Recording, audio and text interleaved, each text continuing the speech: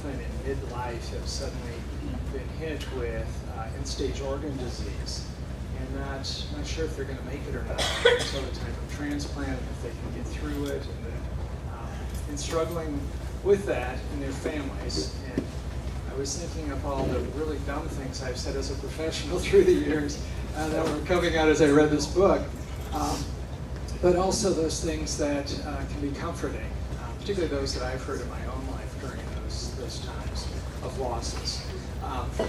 And what I hope I can do today, if anything here, is answer some questions too about when our grieving borders on something that we're concerned about for ourselves or for our friends. When grieving turns into depression and we're concerned about somebody's safety or whether somebody needs to see a professional during the time of loss. So I'll be very open to any questions that come up. So how many of you have been in the situation of being the person in crisis or having an acquaintance or a loved one who is in crisis? I hope I see everybody's hands up. It's pretty universal. And so what do you do? I mean, what kind of response? I'll ask Kirsten, because all three of us said, and we've been through it, so we should know, right? All three of us said, I learned so much about what I should do. I always said to people, I always said to myself about people, they're doing the best they can. And they're not doing very well, but they're doing the best they can.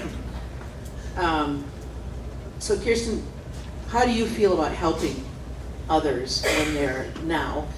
Maybe you can speak to before you went through cancer and how you feel now. Yeah, it's different now.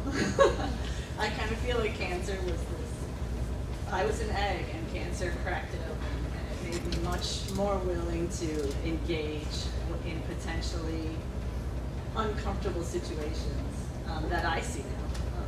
But yeah, before, you were saying that you wanted to be strong, you didn't want help. That was me. I was like, if I don't need help, then I'll be okay, right? Yeah. Like if I can keep my kids going and I can get dinner on the table, then it means nothing's wrong. Yeah.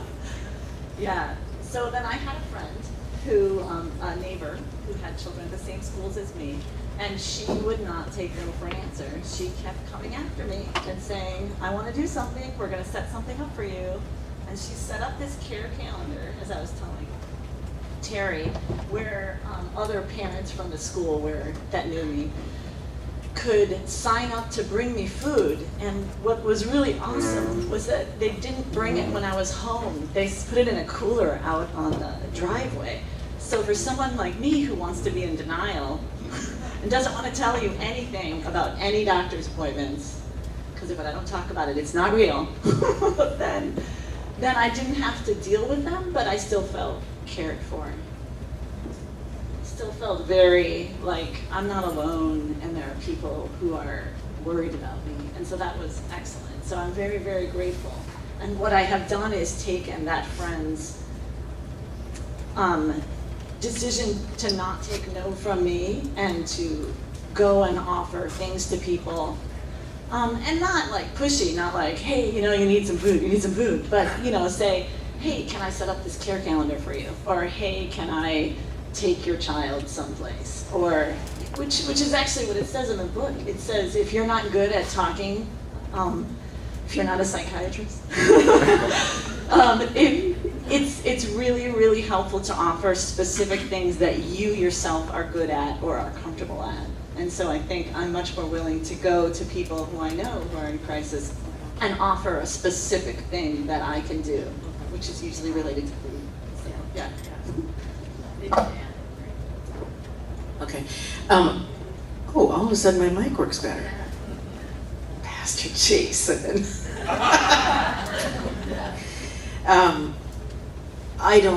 I don't like to cook very much, and I don't like to bring people food, and they wouldn't be impressed if I did anyway. So, and my husband, of course, this is a different situation, but my husband wouldn't eat other people's food because he was distrustful. Nobody thought it was going to happen. But So he didn't like potlucks and things like that because he didn't know how the food was prepared. But food is sort of one of those things that I always wanted to avoid as a gift or as a recipient. But what I found was, what I learned from this and what I found in the situation was saying, what can I do for you? Puts way too much burden on the person in crisis. So I think you need to say, can I take your kids?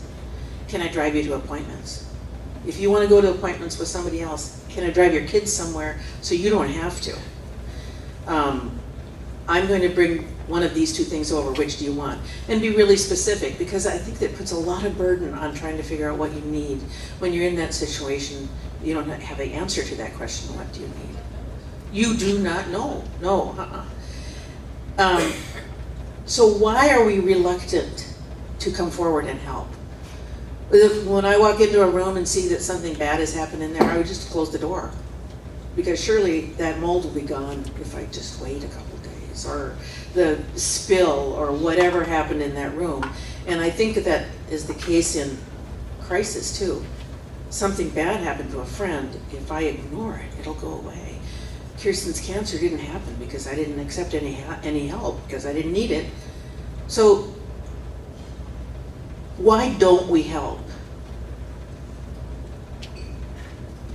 I don't want to say the wrong thing to people, and I don't want to burden them with my emotion. Especially because I still am, used to be someone who chooses denial as a coping mechanism. If you say, Kirsten, oh my gosh, what's wrong? That's like the worst thing possible to say to me, because I'll go, well, nothing. Yeah. There's nothing wrong. Why would you say that? This is where the book was helpful for me to put in perspectives. Many of those things we felt, that we think that maybe we're not close enough to the person to say anything.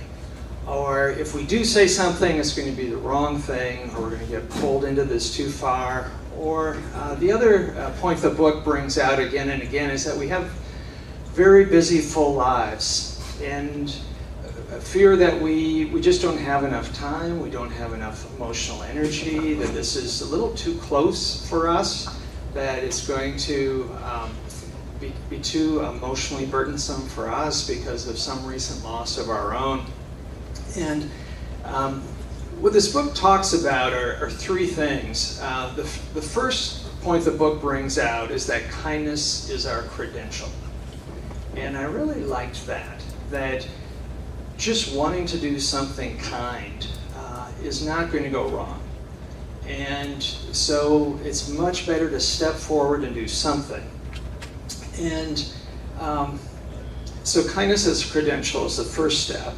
The second step that I think Lutherans in general are pretty good at is just listen. It's not really anything we need to say. And if, as I was considering those people that have stepped in and helped me out the most during times when I was in crisis, I have no idea what they said. And I particularly remember those people who didn't say anything and just let me talk.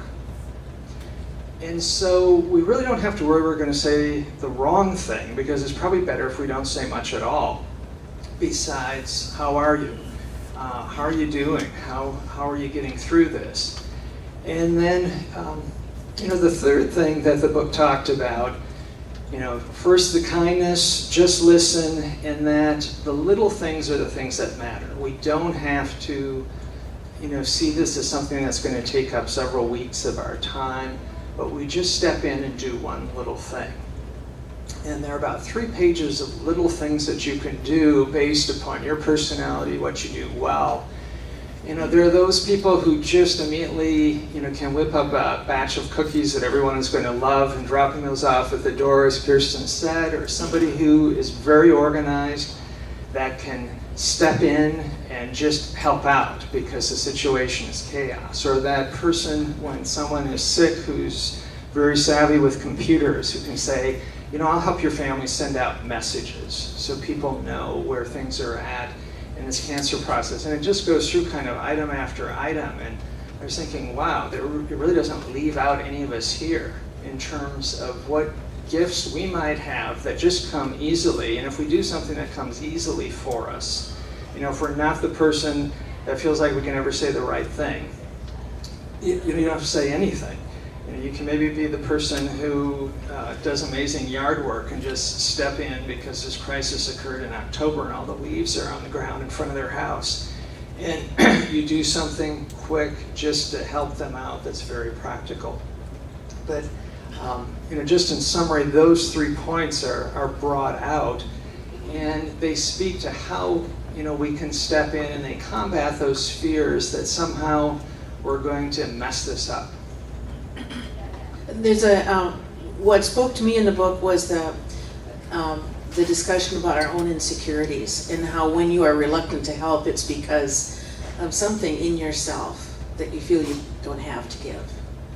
So I think that's really good. There are some things.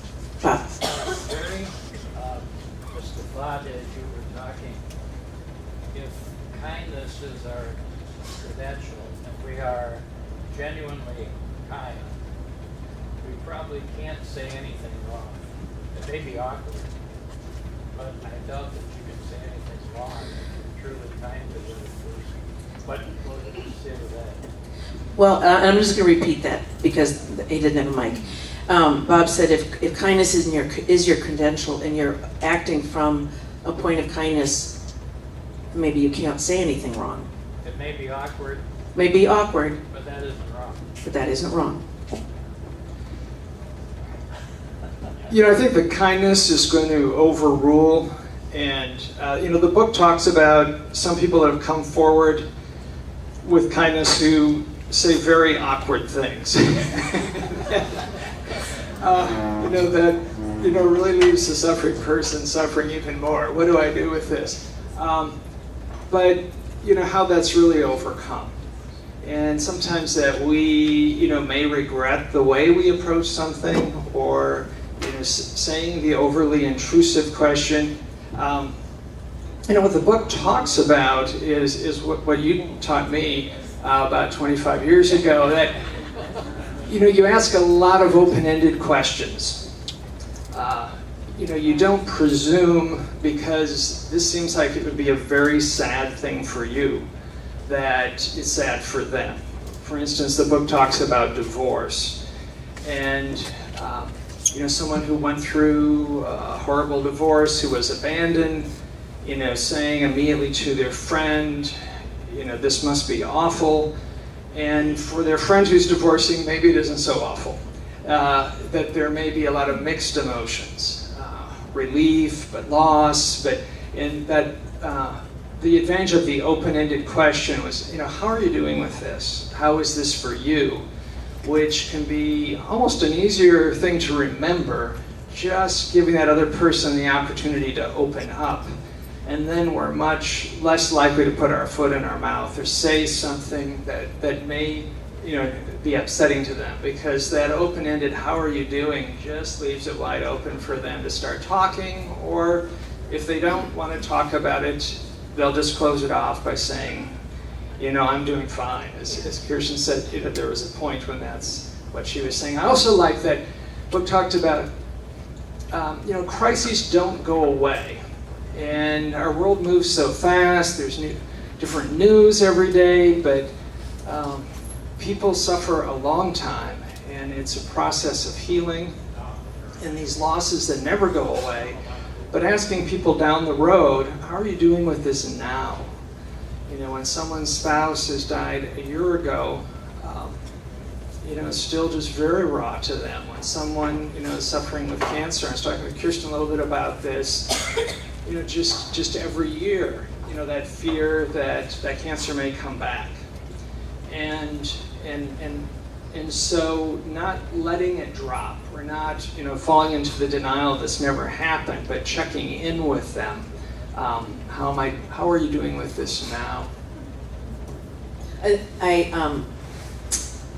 My sister-in-law did some training on working with hospice patients, and they gave her a lot of good questions to ask. One, are you lonely in this time? Because other people don't understand. And 2, instead of how are you, to say, what are you thinking about today? Or what are you feeling? Sometimes you get, yeah. Well, I just had a question, because these are great ideas on how we can be better, or we can maybe be helpful. But I wanted your input on, so when you have that situation when, say, someone has a cancer or something really tremendous going on in their life right now, and then, so you have this friend that's just been there, they're so connected all the time, and then they're gone, they're not there. And then you have someone who maybe is an acquaintance, and you just know, but they're there, you know what to say, they're there all the time, it's amazing, you know? But then there's this feeling, or sort of a resentment that happens. I hear a lot of times that people have this resentment. Why are they not here? They're my best friend and they're not here. That's a hard thing, this relationship strain. And I think it's a lot of times because that person isn't able to cope. But then what happens is it puts the onus on the poor person that's already going through it. And how do you, some tips on how to bridge that for people, or how to suggest they bridge that relationship strain? Question is, for that best friend who disappears, and it's particularly obvious in a comparison with somebody that maybe wasn't very close, who's right there for you. And I know we've all seen that and probably all done that. I kept saying they're doing the best they can, and obviously they can't do much. Or they're just not at a place where they can see that happen to you, or either because their mother died of cancer, or because they have a lot of anxiety themselves. I think you just grieve the loss and are angry as as someone who is the cancer person. You can, depending on your emotional reserves, you can always say something like, yeah, like, well, I wouldn't say where are you, but I might say, hey, can you go out for coffee with me? And see how that goes. But yeah, no, the problem, as you said, is you don't want to you're already going through the stuff. You don't need to be the one who's helping them feel better. Right. We run into this problem all the time at church, so I'd really like a better answer. No, I'm just kidding. People just disappear. They do, and they're hurting, they're struggling, and it's easy to take it personally and think they don't like me anymore. We do that as human beings sometimes. They don't like me, I did something wrong. And I really think we have to just swallow that and say, in any way we can, maybe it's a phone call, maybe it's a message, maybe it's a note we send in the mail, maybe it's a variety of those things, and just say, I miss you. I miss you, I miss our relationship, not sure what's going on with you, but I care. And that's about all you can say, and then sooner or later they have to take some responsibility, hopefully, to respond in some sort of way that might work for the two of you again. But yeah, it happens all the time in the church. We're constantly kind of sending out notes and trying to find ways to reconnect. It doesn't always work, unfortunately. My husband's best friend for decades disappeared when he got sick. And he ended up writing a letter telling him how hurt he was. In comparison, a neighbor girl, she might have been in high school, came to Jay and said, I want to help you. When you're throwing up, I want to be there for you. I want to do, when you can't eat, I want to feed you. I want to be there for you. And this was a young girl who had no experience at all. She's a nurse now. I just got chills. Yeah, Jay wrote a letter, but I think extending yourself and saying, can you do this little thing for me? Breaks the ice a little bit. I wrote on Facebook, I said, I know you're afraid, all of you people out there. You're afraid of what you're going to see when you come to our house. You're afraid that he's going to be different, but he's not. His hair is gone, he's got a big scar on his head, but he's exactly who you expect him to be. So don't be afraid. And it helped a little bit, when someone else says, just go, But we're afraid. You know, that's a great question. I know that you work yourself daily with people with cancer. How have you dealt with that as that's come up again and again? Yeah. Hey, you can't turn the tables on me. I can bring you a mic. Well, I brought it up because I often struggle with it, quite honestly, working with people, and I like to help people to see that because they're so angry that this person is gone from their life, but if I can help them to see that it's usually that the person is not, for some reason it might be devastating for them, they don't know what to say, so if we can help you to see them, I feel it's helpful if we can help them to see that, not them with hurtful lenses, but a little bit more compassionate lenses, because they probably, it's like some people don't know how to talk about the moose in the middle of the room. So they avoid, and so that's so hurtful. But if they're able, and I say it's not on you to have to do this, but at some point you might say, gosh, I miss you. And do you want to try to catch a cup of coffee or lunch, but I liked your idea about maybe a Facebook message or something, or maybe you could even have a friend of a friend say, gosh, I'm missing you, and maybe that takes that pressure off, because the longer you're out, the harder it is to bridge it again, to say, well, I wasn't around, but now what, and when should I come in here or not? So I don't know if there's a great answer, but I think there's a lens of trying to help them to see that person's probably hurting, and there's a reason that they're not coming. Thank you. I think that's very helpful. There isn't a perfect answer here. The book touches a little bit on when we think with regret that we didn't step in, that there was something about it that we really pulled back. And it talks about at times we just, we can't always give. We're not at a place in our life where we feel we can reach out to somebody we really want to reach out to, or maybe we were able to reach out, but we just didn't. The avoidance, there was something about it that was too raw or too difficult, or we're heading out on vacation, and when we got back from vacation, we thought it was too late to step in. I mean, we can come up with all kinds of excuses for not stepping into difficult situations. But the importance of still calling them up and saying, I'm sorry about this. I regret that I wasn't there for you. How are you dealing with this now? And it lets them know that we're still there as friends, that we were thinking about them, that we still want to hear. And very likely, again, kindness is the credential, and they're going to start talking about it, and you're going to go right on with your relationship.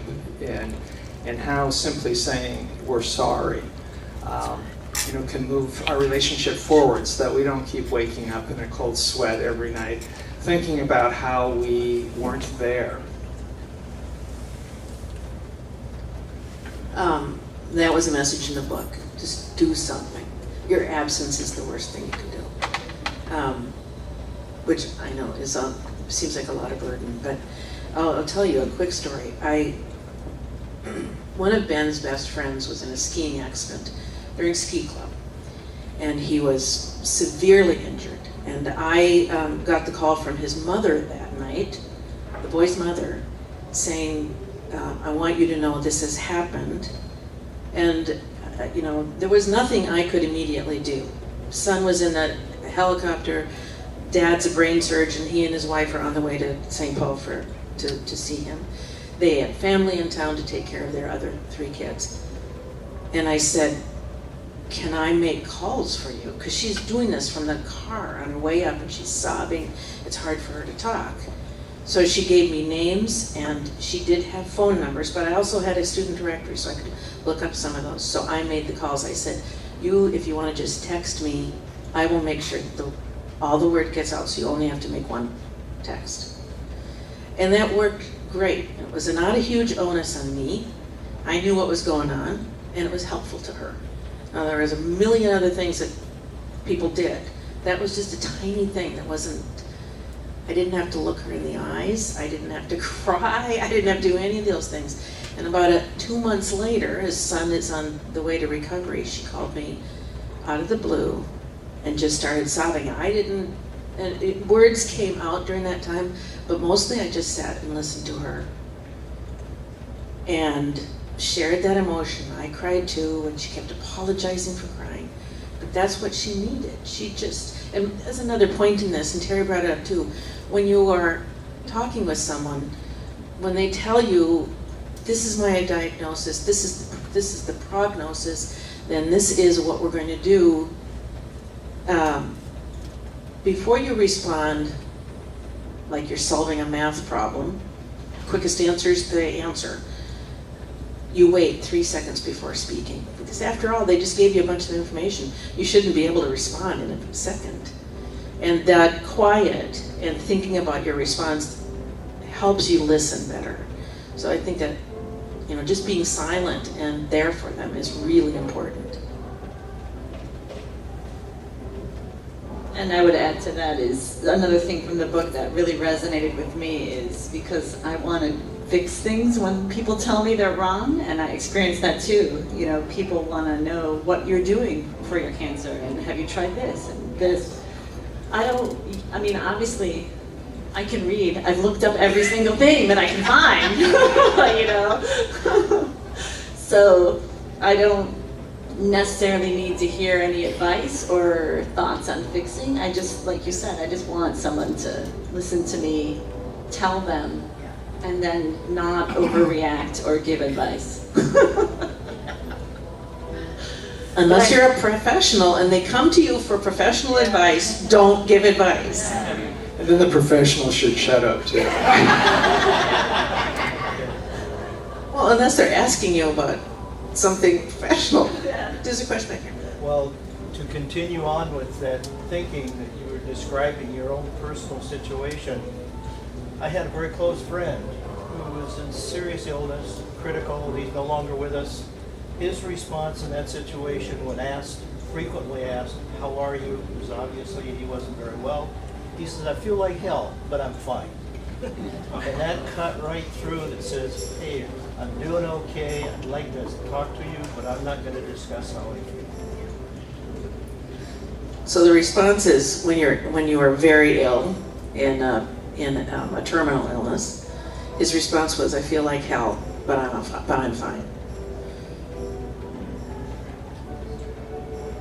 More questions?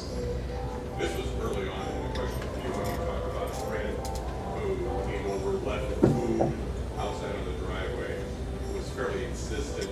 Did you ever talk to her about how she got smart enough to do this? Want her back? Yeah, she's a doctor. That doesn't and very, her life is just, she's very active in her church, which is unfortunately not this one, but yeah. I don't know, I think she just had a pattern of caring and knew exactly, like she knew about the care calendar program, and I've now used that with another person that I knew who had terminal cancer. I was like, I'm just gonna set this up for you, and you can tell me what you want and how often you want it. But, yeah, and I think it's also because she had this sense of, I refuse to let you run away. I refuse to let you withdraw from this relationship, which I really appreciated. I found that as I denied help constantly, that all of a sudden I was kind of lonely and didn't feel like I had a lot of support. Figure. I can see why several of my other friends who didn't let me withdraw, because that's what I wanted, that's what I verbalized, that's the vibe that I gave off. I don't want to talk to you about this, I don't want any help, I'm fine. So I think we can easily fall into that. And then on the other hand, like you were saying, just one small thing that you can do, you have no idea what some of those very, very small things, I'm gonna tear up here. I know. Can mean to someone. You have no idea what one little thing you say, like beyond what that friend did. I have another friend who sent me a link to a comedian named Tig Notaro. And that, like, from the moment that I saw her stand-up routine, like, I was okay. You know, like, she made fun of her breast cancer, and I was like, that is the single most thing that changed me being able to admit to myself that I had breast cancer, was watching that. And this is a high school friend that I only do keep on touch with Facebook, and he probably just was like, oh, this is cool, I'm gonna send this to Kirsten. And I was like, oh my God, this changed my life.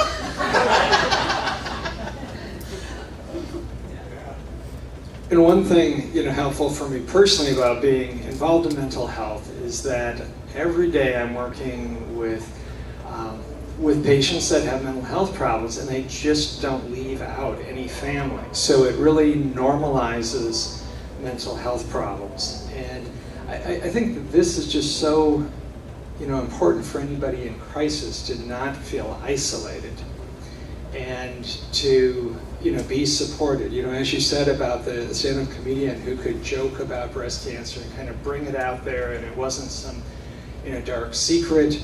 And when people step in and do all these little things, it kind of gives the message of, we care about you. These problems are part of everybody's life problems, and they go through them, not to minimize them in any way, but people have health problems, people have losses, we're going to be there for you through this, and that also can really break that isolation, which is just so horrible. And, I see that every day with people coming into addiction treatment, who often spend the first week of addiction treatment arguing why they don't belong in addiction treatment. And after a while, they see that, lots of people have addictions, and my life is kind of like everybody else's here, and this doesn't have to be some deep, dark secret. This is something I can acknowledge that I have and move on and work with it, and, even have some fun as they're moving forward in their recovery. And it's breaking that isolation. Terry, can you talk to that isolation, and when we see I'm just going to say victim, because it's hard to say exactly what to encompass everybody, but someone that's in the crisis, the sufferer. When you see them getting more and more isolated and rejecting your support, and you start to worry about their mental health. I can think of those, times, that I've been in when there's been more of a crisis. And people in crisis generally aren't doing their best thinking. They're just overwhelmed. And so I really like what you said about people that just step in and do something. And it's not a bad thing to say, how can I help you? But oftentimes people just aren't even thinking about what help they need. That the clearer thinker is the one who is there on the outside and figuring things out for them, and just steps in and does it. I know a woman who had a very close friend who lost a child, and she just stepped in and started organizing everything. And I think the parents were just in such shock over what happened that they needed people in their lives just to take over. And so that, that notion of not being afraid just to step in and do something. And it maybe isn't taking over the whole situation, but at times it may be. If you see that somebody in crisis just is not managing or is not, able to figure things out. And sense of avoidance, denial, are pretty common for all of us. We just can't believe this has happened. I don't need anything. I don't need any help. I'm glad your friends just kind of stuck with you and just started doing it anyway. And generally, you're not going to, again, kindness is the credential. You're not going to do any wrong by stepping in and trying to help out. I think also support from people, like Terry's talking about, other people have addiction too, and we can make that normalized. One of the most helpful things for me was finding a support group. And Now, in my case, I was in grief, and I tried 3 or 4 support groups, and they didn't. Only one of them really worked for me. Only one of them did I feel really comfortable in. So it's a little hard for an outside person to say, go to this support group. But if you can round up 3 or 4 names of groups and say, I'll give you a ride. If it doesn't work, it doesn't work. You can go on to the next one. But I think that's another thing. You don't always have the wherewithal to go out and research. Oh, gee, I think I need to go find some support groups. If someone else found those support groups for whatever your situation was, and there are plenty of them, that would be helpful when you're ready for it. I thought your comment earlier was very good, and the whole program was very good, where you would say that, I'm doing okay, I don't really need any help. And for those of us who are introverts, we would probably go, okay, she doesn't really need any help, I'll disappear. Sure, why not? Boy, I escaped that one. Yeah. Whereas being more assertive is kind of the key. You can be an introvert and be assertive. I'm an introvert, but so I tend to do online assertions, either through Facebook or setting stuff up, or going through backloads. Well, and I think you're sensitive to that person may also be an introvert and not want you face to face with them, helping them. I don't want people face to face helping me. No way. It's hard enough to be face to face with people when things are good. But as we keep saying, kindness is a credential. And so if you are, even if I'm uncomfortable, I'm gonna know. Yeah. I know Pastor Jason wants us to stop, but Ann's got one more comment. If you could just briefly talk about what we can do to support the caregivers and the family of the person in crisis. Because when our daughter-in-law was pregnant and diagnosed with breast cancer, she was fortunate, they were fortunate, there was a wonderful support group around her for at least 2 years, and it continues ongoing. We were worried about our son because he wasn't asking for help, we were far away, didn't have a large group of supporters. So we were so grateful when people reached out to him because he was the primary caregiver for this newborn and his wife. So just briefly touch on that and responding to the caregiver maybe. I wonder what my husband went through. He's an introvert too. I think what probably helped is people who went out for lunch with him and didn't talk about me. Took him fishing. Well, he let him go fishing. So I would say in that situation that's hard because you're not in the city with them. But doing things like setting up the meal where you can go online and order a meal and have it delivered to you, like that would be awesome for someone with a small baby, or getting a house cleaner in. Talking to your daughter-in-law and saying what would help her husband. Would it be just you two together alone going for a meal? Would it be him going fishing, like looking for my husband? Here's permission to go fishing. But I don't know. I think you treat them just the way you try to extend the same considerations as you would to the sufferer. Oh, because they're suffering too. Yeah, because they're a sufferer. Yeah.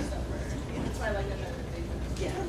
Yeah. The book talks a lot about just giving people breaks and how it doesn't have to have anything to do with the health problem. And we will wrap up shortly.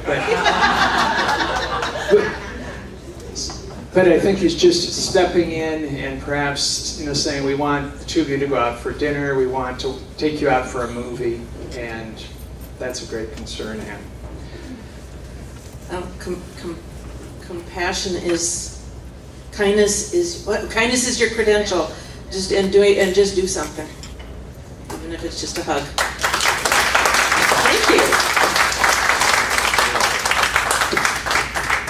I'm really trying not to be rude, but it's no.